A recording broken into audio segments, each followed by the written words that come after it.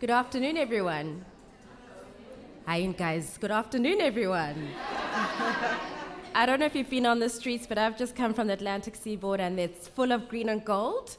Big energy, so I think we need big energy in this room. So good afternoon, everyone. Thank you very much. Welcome to Open Book Festival.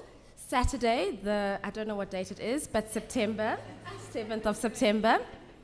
And welcome to the session where we have our two authors, Kharys Laue and Damilare Kuku. Just for you to note that Nozibele Mayaba is not able to join us today, attending to some family emergency, so please think of her, and at the same time know that we won't be discussing her because why would we talk about her when she's not here? At the same time, thank you for your time. Thank you for choosing to come and be with our authors today. And of course, know that I'm the least interesting person in the room. My name is Nwabisa Mayema. I'm here to do nothing else but to ask questions and make sure that your questions are also answered by the authors. So don't worry about what I do, where I come from. Just know that I'm just here for the next hour.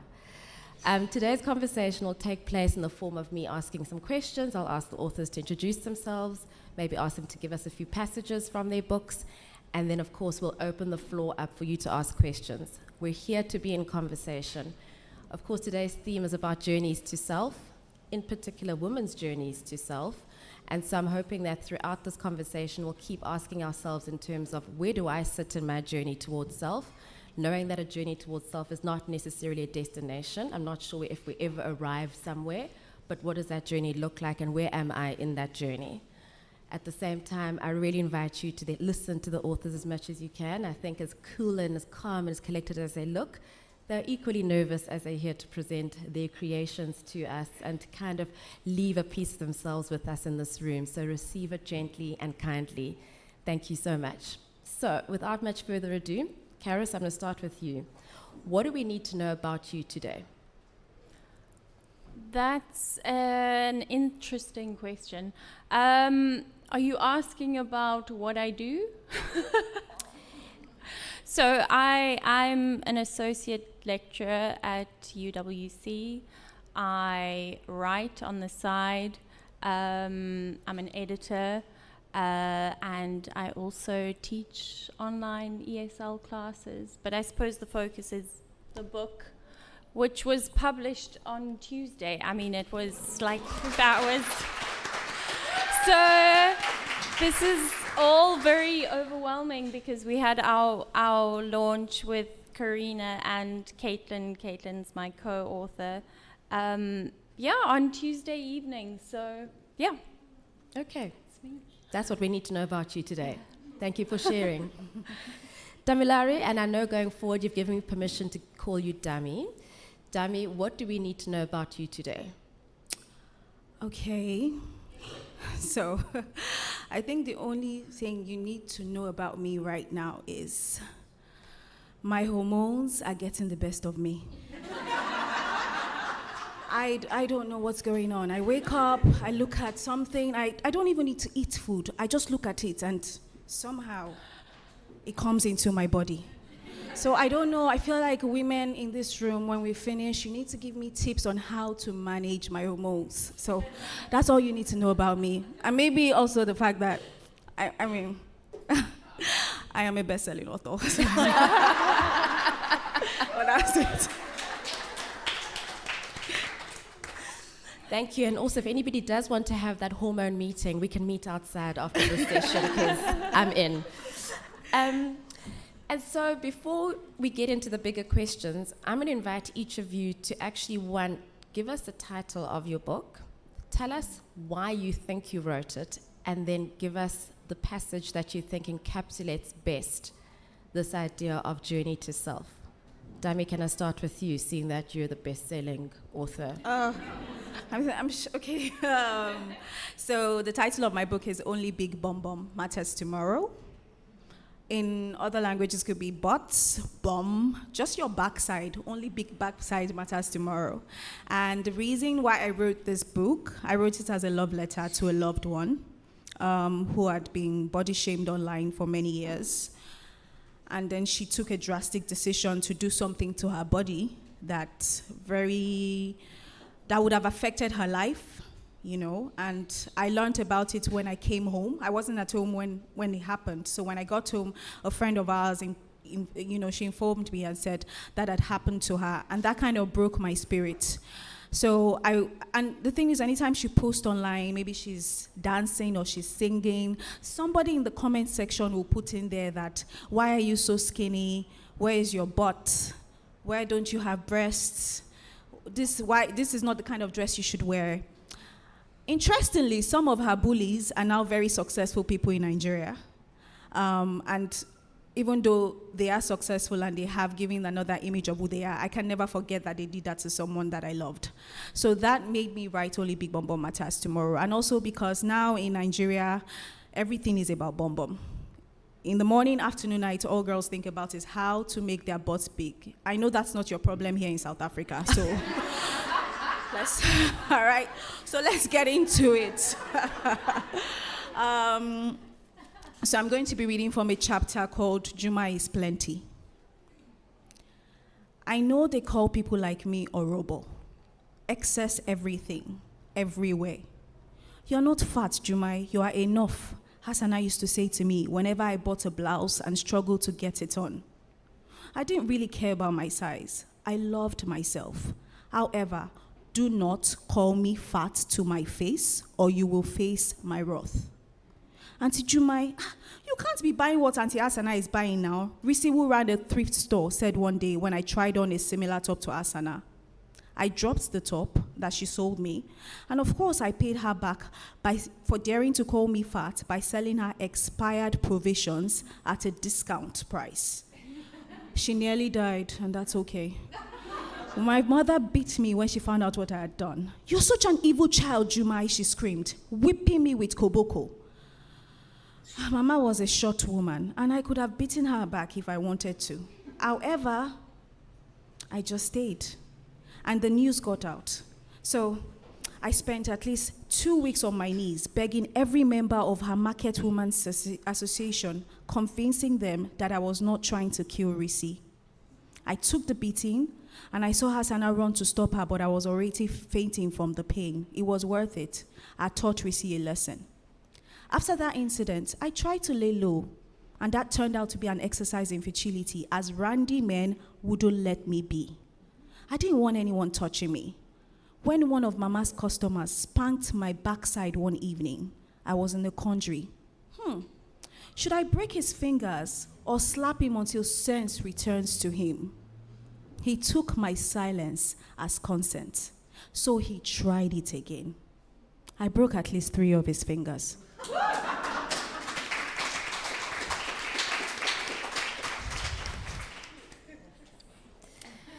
Kharys, so the same questions apply to you. The title of your book, why you wrote this book with Caitlin, of course, and a passage, please. Sure. So the title is The Smell of Blood and Other Stories, and it's a collaborative collection, so 4 stories by myself and 4 by Caitlin. And it was very unintentional in the beginning. I mean, we didn't set out to write a book together. I sent Caitlin plans in 2017. I'm kind of checking with Caitlin to make sure. It was 2017. For feedback, I had read some of her poetry and I loved her work. So I got feedback from her, and then she sent me a story, and it developed as a kind of conversation between the 2 of us. And I think we were about 6 stories in, and then Caitlin suggested, she's like, we deal with very similar themes here. Why don't we, put these together? So we worked on those last 2 stories with the idea of a collection in mind. And most of the stories are set in kind of plus minus 90s South Africa. And they deal with women or girls coming into womanhood. And and that experience of adolescence and coming into a new body. So, yeah, that's the kind of Amazing. basis of the collection. I'm going to read the shortest piece. It's called What Ma Says. And some of my MA cohort is here. And it's interesting because this was the first piece that I kind of submitted for my MA. I'm doing an MA at UCT. So I thought it would be nice to kind of Go ahead. read that one. Okay, so it's called What Ma Says. Bad people live in the house across the train tracks. That's what Ma says. She says it's chock-a-block full of druggies and neglected children. Sometimes when we drive past, Ma flicks her hand and says, "Now there's a bad lot. I don't want you playing with those kids, do you hear? They'll make you sick." Other times, Ma looks away and makes a sound with her tongue. "Shame," she says. "Poor things." The house is rectangular. Bricks have fallen out the wall and the windows are cracked and weeds push through the brown wire fence.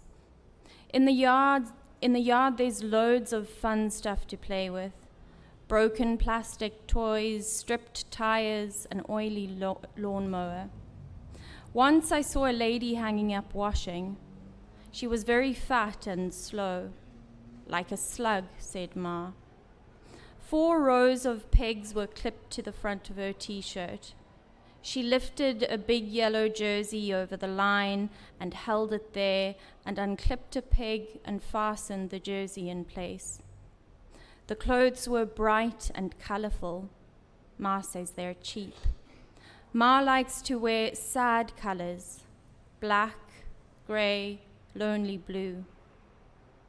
Ma says it's disgusting, really disgusting, the way some people raise their children, like those druggies across the train tracks.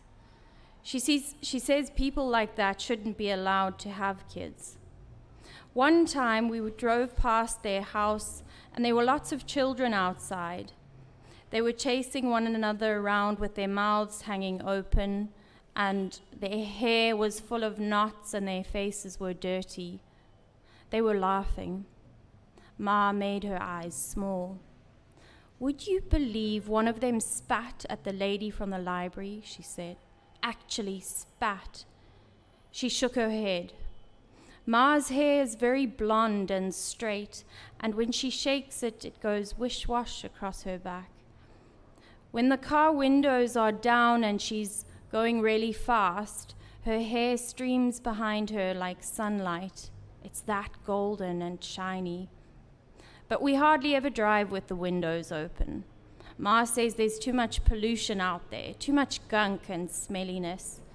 We use air conditioning instead. Whenever a beggar comes to the window, Ma stares straight ahead and pretends they're not there. "Don't make eye contact," she says. "You'll just encourage them." But once Ma made me look. She steered my face with her hand and pointed to an old lady smoking on the sidewalk. "See that?" she said. "If I ever catch you with a cancer stick, you'll end up on the street like her." Ma says I've got to look after my lungs and never smoke. The lady she pointed to was dressed in broken clothes and broken tackies, and I didn't want to look at her. She made me so sad. What I did instead was look at the fingernail Ma was pointing with. Her nails are very long and sharp. She paints them a different color every week. That day they were red. Ma only likes nice things. That's why she got so cross when I used a swear word. I said shit. I can't remember why. Maybe I dropped something. I'm always dropping glasses or knocking things over. Ma says I'm clumsy. She says I'm so stupid she doesn't know what to do with me. But the time I swore, she got angrier than she had ever gotten before. She said she never ever wants to hear me use that word again. When she told me that, she held my hand very tight and dragged her fingernail along my arm from the inside of the elbow to my wrist. Afterwards, she said she was sorry. She wiped the blood with a cotton pad and dabbed it with Dettol. The scratch is red and bright. It matches Ma's nails. After the scratch, I started thinking differently. What I did was I made an opposite thought to everything she said. That's how I know what I like and what I don't like. I like driving in the car with the windows open. I like trousers and t-shirts. I like very bright colors. I like playing in the garden and getting soil under my nails. I like smoking. Also, I like the people across the train tracks. When Ma is out, I visit them. I squat in the shade of the gum tree and watch the children play. I keep going back, even though they don't speak to me. It's as if they've heard what Ma said. Thank you.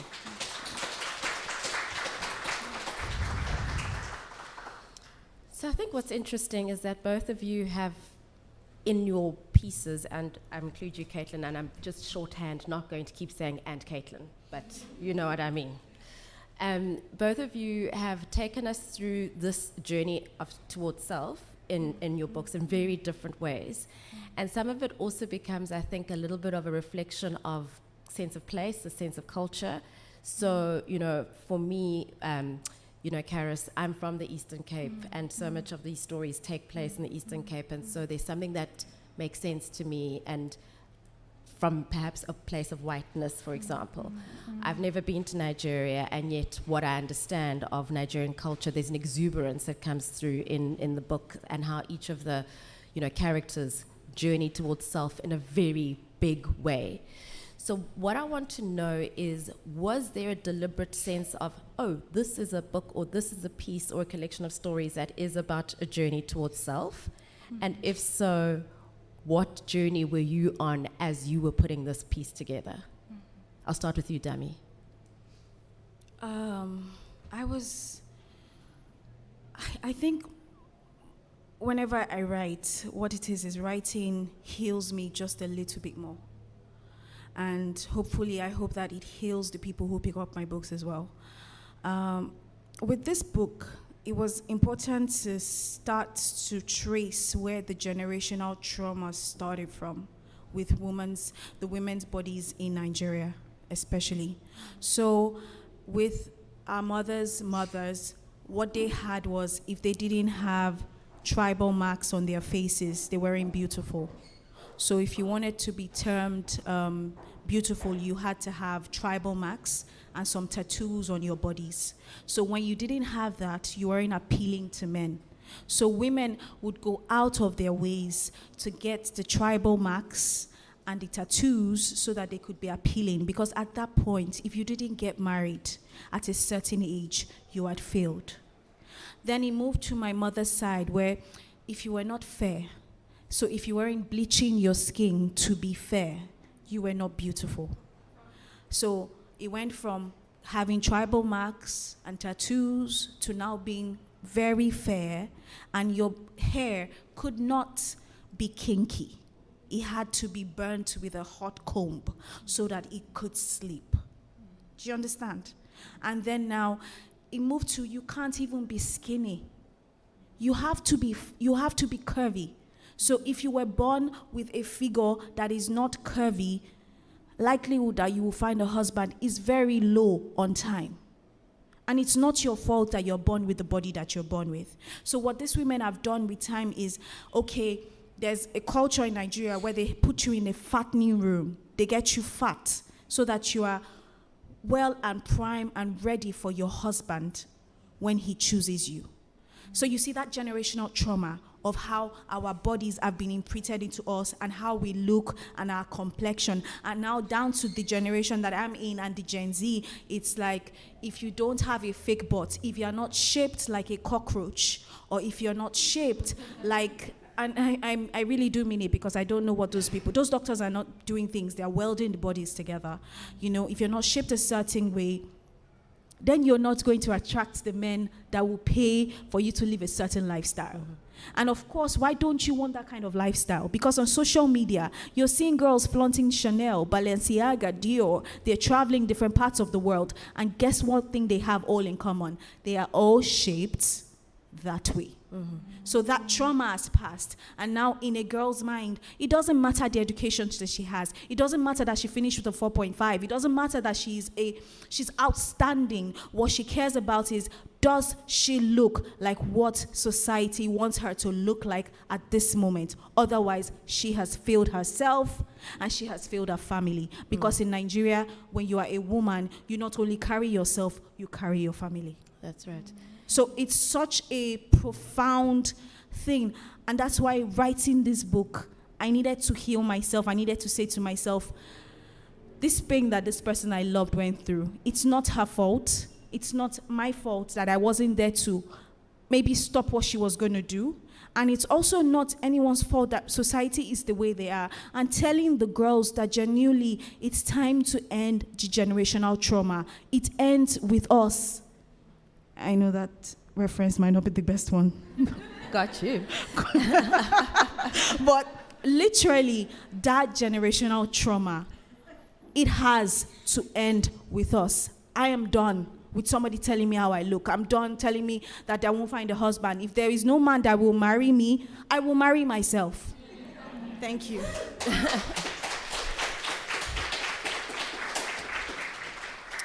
So, Kharys, perhaps to follow on from Dami's point of view and see if it relates to you, in the sense that what I picked up in your book is the fact that so many of the characters are these young women or girls.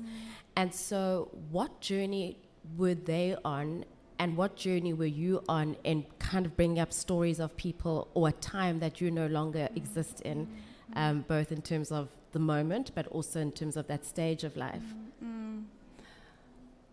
I think it's interesting how you refer to the body, because I think a lot of our stories deal with the embodiedness of women and the cuteness of senses, smell, touch, taste, all those things. I don't think I set out to write, this collection of stories dealing with journeys to self. That kind of came afterwards. And it's often through, in a lot of the stories, well, with mine, it's kind of memory, going back. In The Smell of Blood, I've got a woman in her 60s, and she goes back to a childhood event that really shifted the course of her life. And it's in her 60s that she kind of comes into a new realization of self. So I felt like memory was an important thing in my stories, and I think that's where the journey happens for many of my characters. Right. I think it would be remiss to not also highlight the fact that in 2024, women and women's bodies continue to either be controlled or damaged or harmed or ended. And so, we've just seen the news of the Ugandan Olympian who got murdered by her boyfriend. And so I'm interested to know, because effectively what that means is that in one's journey towards self, there is a huge risk of it being interrupted. And so I'm interested to know what keeps you up at night. Should you think about that when you are thinking about the woman that you write about, that you may write about in the future? What keeps you up at night around the possibility of these journeys being interrupted? Do you want to respond? I think another thing I have realized over the last 6 months, because in Nigeria, maybe every month a girl is murdered. And it becomes a social media thing. I mean, those are the ones that that make it to the news. Let's not talk about the ones that are murdered and they are buried in the backyard and nobody cares about and nobody knows. So I think it's safe to say that people hate women here. And I don't know why. I can't put it together what women have done.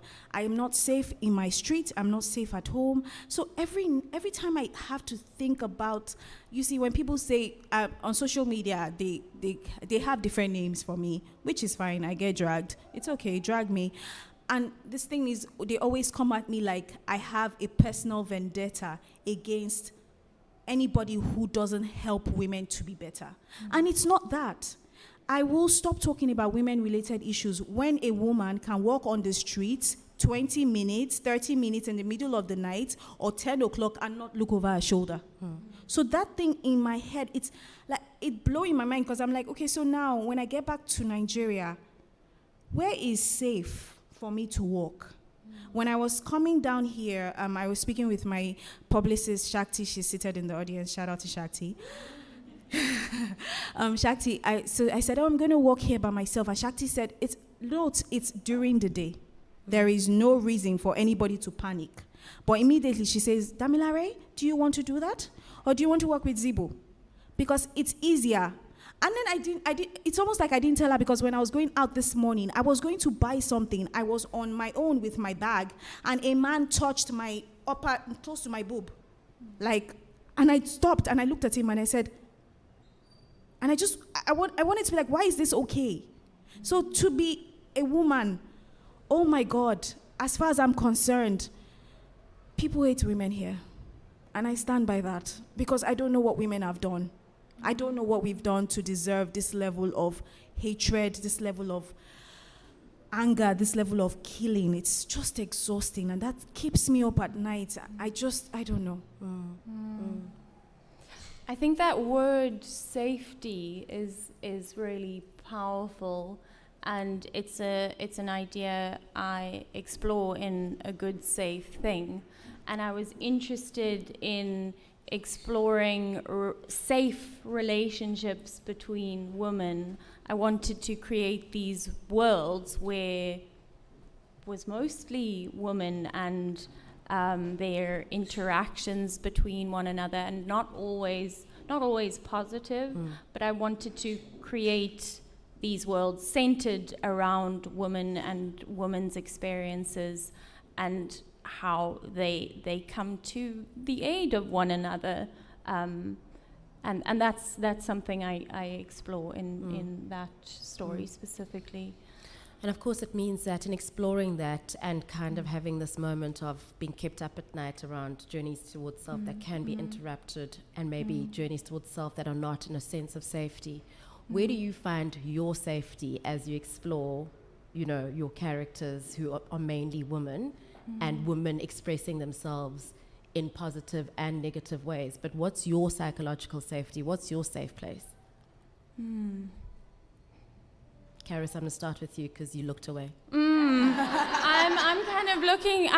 It's a very interesting question, because I'm not quite sure where that safe place is. I mean, I think I find it to a certain degree in my writing, in my work, and perhaps looking at alternative possibilities to the lack of safety we experience on a day-to-day level, and the fact that when you're walking down the street, you're especially in South Africa, you're aware of the fact that something could happen to you. You're aware of who's around you. As Delamara was saying, you have these terrible experiences with encounters with men. So I suppose that safety is in storytelling, and storytelling of alternatives, where there is a safety, where women do find a safety in one another, and in men as well, Sure. Which is something I explore in Plums. Damilare, in your book, where do you think your characters find safety? If there is anything that joins them in terms of where they seek safety. I think they find safety in their anger. Yes, they think.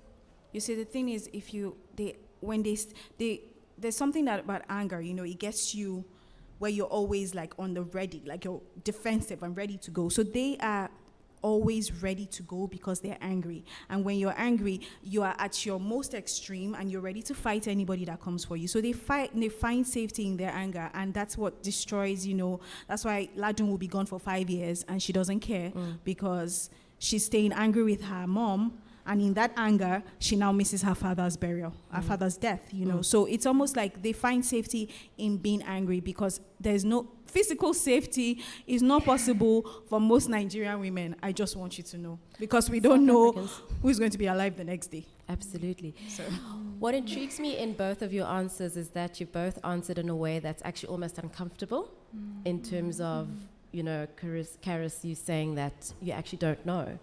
And for you, Dami, talking about that actually anger is the safe place. And so I think that's important for all of us as well, in the sense that when we look at ourselves as women, or when we're trying to enable other women or support other women, we're quick to move into that space of, don't worry, just think good vibes and you'll be fine. And meanwhile, it's going, sometimes we just have to lean into very uncomfortable states of being as a sense of survival, or maybe a state of defiance. So I really appreciate that from you in terms of how you've brought that through, and so thank you. I'm going to open up to the audience already. We are ready. Would you need a microphone, or are you able to... we have a microphone coming. Please be clear in terms of who you are addressing the question to. And what we'll do is I'll collect 3 questions and then allow for us to have a conversation so that it doesn't go into a beauty pageant. The other thing is, so I see white shirt, and I see green and white at the back there. The other thing is, you're welcome to talk about the session on social media, Open Book Festival 2024, #OBF, I think. But you'll find it. So please tag the authors, and most importantly, please make sure that you definitely buy the books from the authors, and they will be available for signing.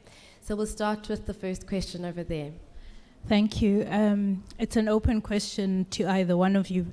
But then I think when you were talking about trauma traveling through generations and about tribal markings, scarification, and then you go into bleaching, and now we're in BBLs, Brazilian butt lifts, and what's the next part of that trauma?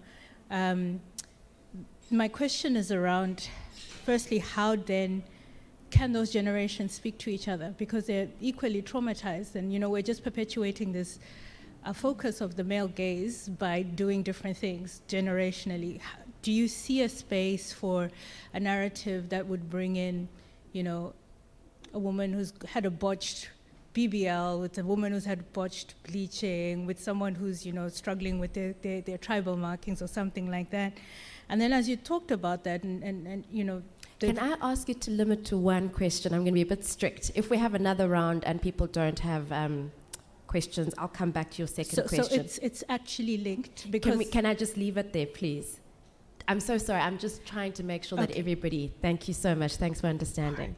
So that's the first question, and then we'll take the second question from audience member over here in the white shirt. First of all, it's an open question, and thank you for sharing your stories with us. There's a lot of power over our thoughts. So personally, how did you overcome predispositions and gave yourself freedom to write strong female characters who came into themselves? Thank you.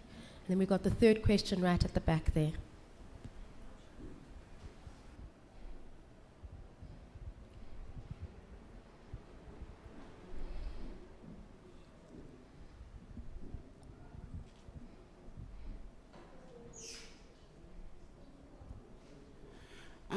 Thanks. Demi, my question is for you. Just thinking about journeys, right, and decisions that we make for ourselves. You said something very beautiful. You said that you are not going to worry about what people think about your body and whether or not it's going to lead to marriage.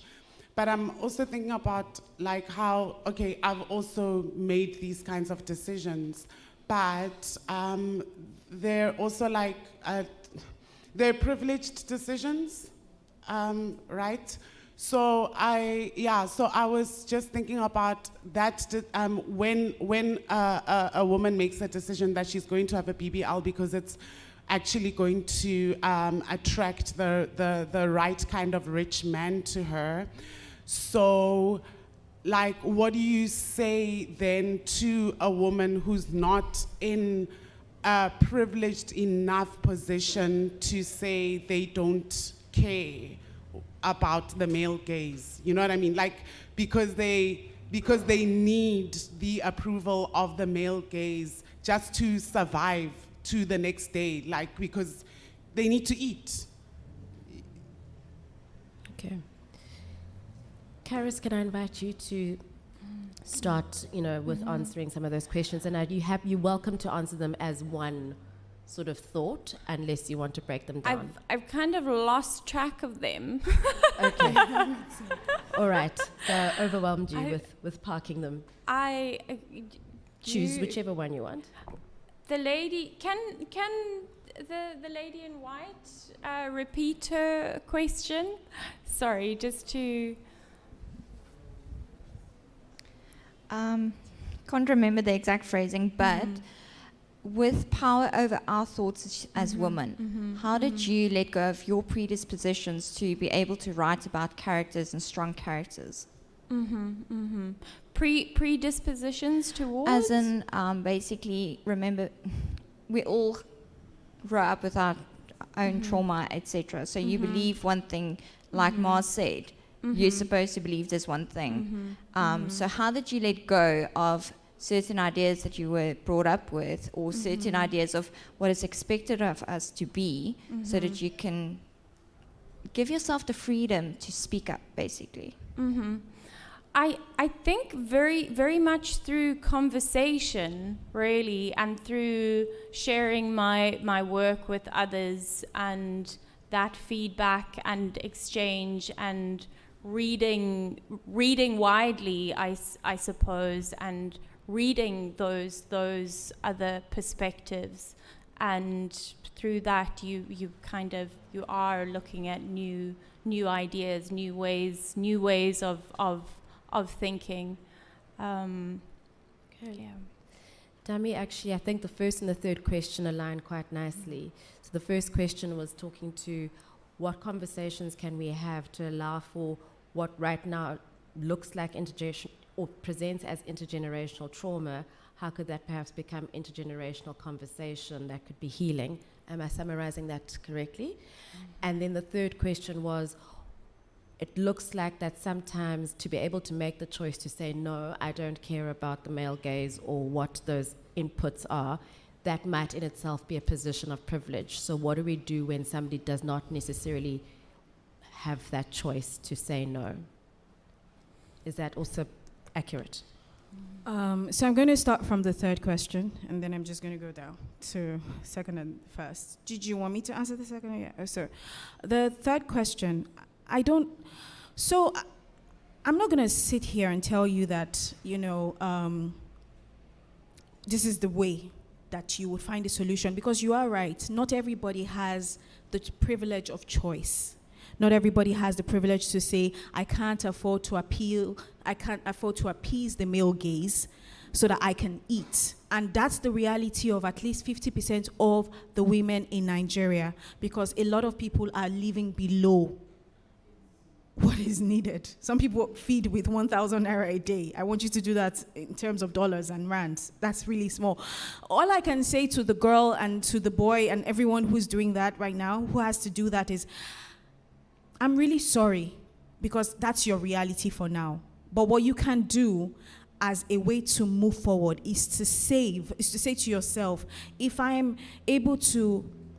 get married to a rich man, or maybe I have some way of looking for a job or something, start to save. You know what? Because when you have money, you see, when you have your own cash, you are able to make decisions better. But that doesn't come easily. So you start to work, you save, You look for different ways, different means of just making money legally, not illegally. And then, because I need to make that there. When you save enough money, either, get a skill that would bring you more money. Hairdressing for a girl, things that we do with our hands, makeup, hairdressing, everything else will bring you cash. If you have a good attitude, if you are customer friendly, if you're well skilled, eventually you get out of it. Will you get out of it now? No. And I'm really sorry about that, because there is no solution. The thing is, the society has disappointed us. What it is a girl should be able to go to a place and say, I don't feel safe, I don't want to marry this man, can I stay here for the next 2 years? And can you provide for me? Can you provide for my education? We don't have that, because our leaders have usurped that money and they're buying Ferraris all over the world.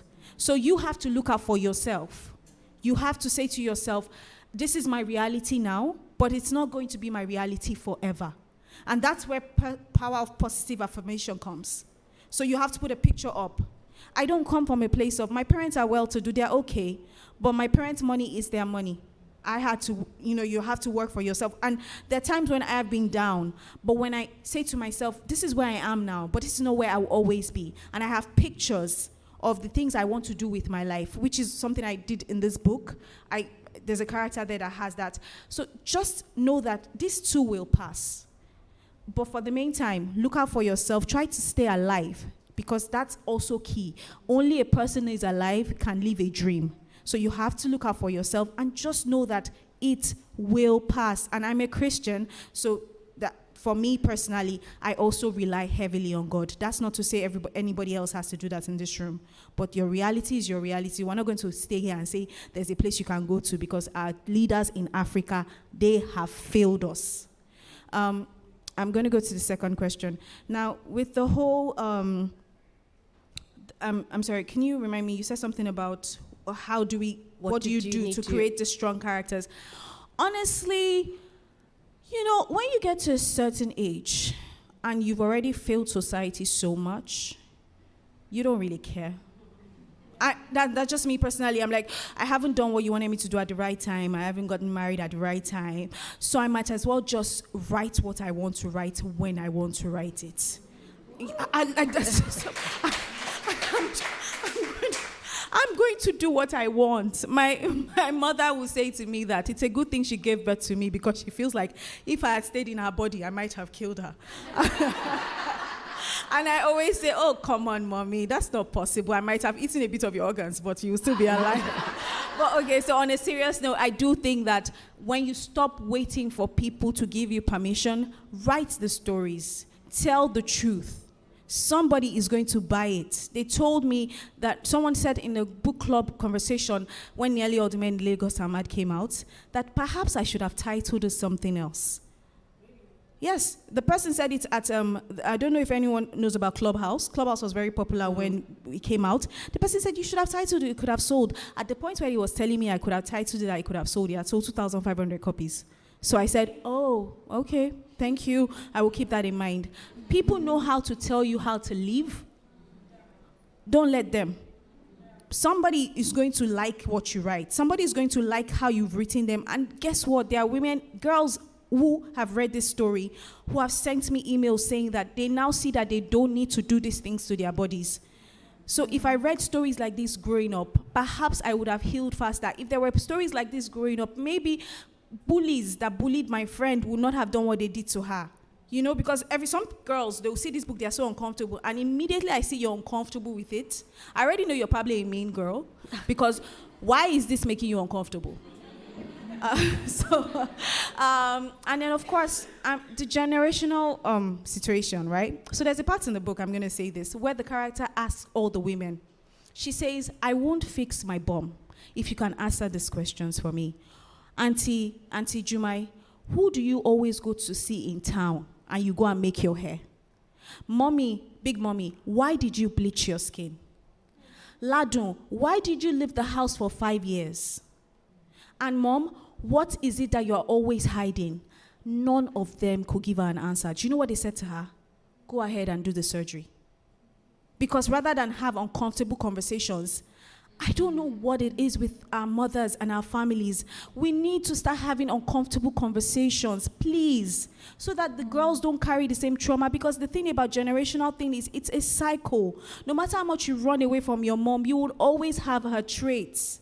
So why don't you have those conversations early on? Why don't you say to your daughter, hi, so I was raped when I was 10. I'm not very happy about it. He had this damage on me. Be careful, because men are.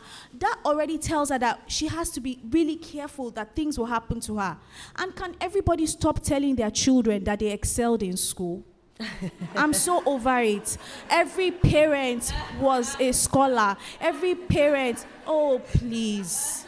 Are you telling me that? So you see, please, let's have uncomfortable, please, I'm begging you, have uncomfortable conversations with your daughters, with your nieces, with your nephews. Have the uncomfortable conversations, because then the generational trauma will end with you.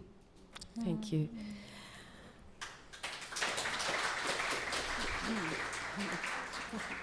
I'm going to now try doing one question at a time. Yes, So, please. we've got one question at the back there. Hi, everyone. So to my colleague, sorry, I forgot your name. Kharys from UWC. and Dami. Kharys? Paris with a K. Okay.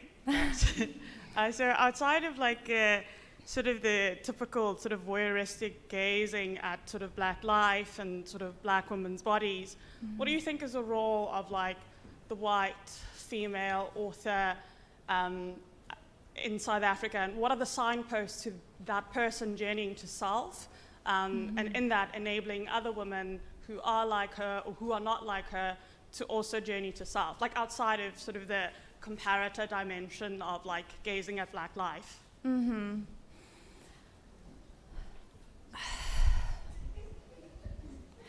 I mean, it's another hard question.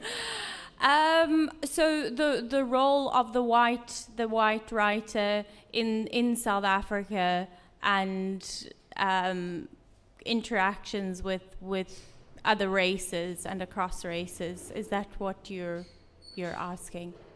Yeah, so what do you think that role is outside of just like sort of gazing at and comparing sort of the experience I suppose interaction with, right? I mean, Plums deals with an interracial relationship between a white girl and a Black girl, and how that goes wrong through the mother, and the kind of devastation that ultimately causes for both those children, and the way in which racism is taught. It isn't something that's just in people. It's taught.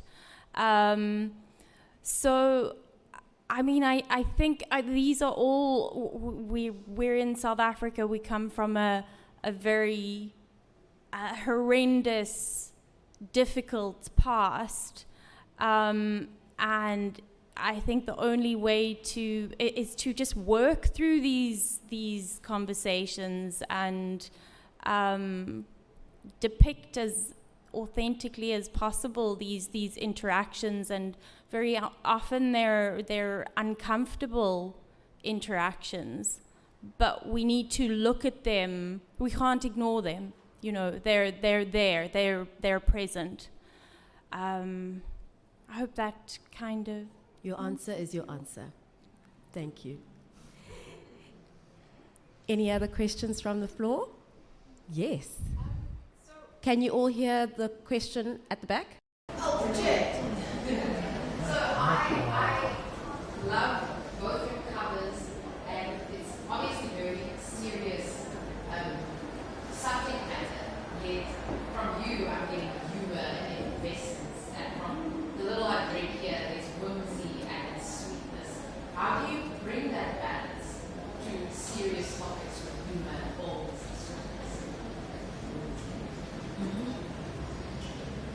sweetness? Did Everyone hear the question at the back? All good? So again, I think this isn't an intentional. It's not intentional. I write how I write, and I hope that what comes up on the page works. I very seldom, whether or not this is a good or bad thing, I don't really think about the reader very much. I focus on what resonates with me, and that what works with me, and then it goes out into the world and it's received as it is. And as David Mann was saying yesterday, we don't have much control over that. But I'm glad to hear you think it works. Thank you. Dami? So I think humor is the best way to have uncomfortable conversations. That's the first thing. So I'm going to make you laugh, but I'm going to say what I want to say, right? Because that's the only way. So humor, and again, I write the way I talk. So if you pick up a book of mine, it's almost like you and I are in a room and I'm gisting with you. I'm not writing, and again, this is not to take away from other writers who write the way they do, but I like to write the simplest way possible, because those are the kind of books that stayed with me growing up, the books that I could read in a day. And my aim is that you pick up a book, you can understand what I'm saying. It's simple. That's my thing. And it's funny, because I live in a society that a lot of things are heavy. Yeah. So why don't you escape with the book? So that's my own thinking. And then with the cover, of course, I'm not going to sit here and tell you. I mean, I was in a comment. Shakti was still saying 2 days ago when we're going, she was like, "Oh, Damilare, I shouldn't be the one telling you about your cover." So this is genuinely all my publishers' work. So my publishers, all of them, Pan Macmillan, HarperCollins, Simon & Schuster, they put in the work with the cover. I just sent them images, inspo. I'm like, this is what I was thinking.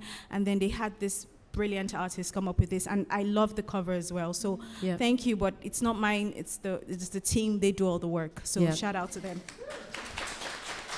And really, both books have wonderful covers. So to wrap up this conversation, I'm going to ask for you to complete the sentence. And you're both quite loquacious, so I'm going to ask for you to complete the sentence in 10 words or less. And I'm going to count. So, Kharys, yes. Wouldn't it be cool if?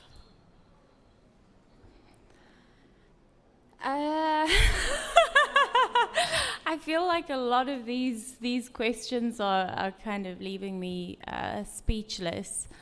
You're going to have a very interesting dinner party tonight. Yeah, I know. I'm going to speak to you a little bit about your questions. How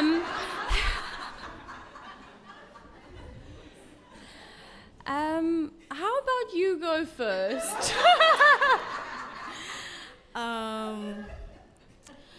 Wouldn't it be cool if colored women earned as much as their white counterparts?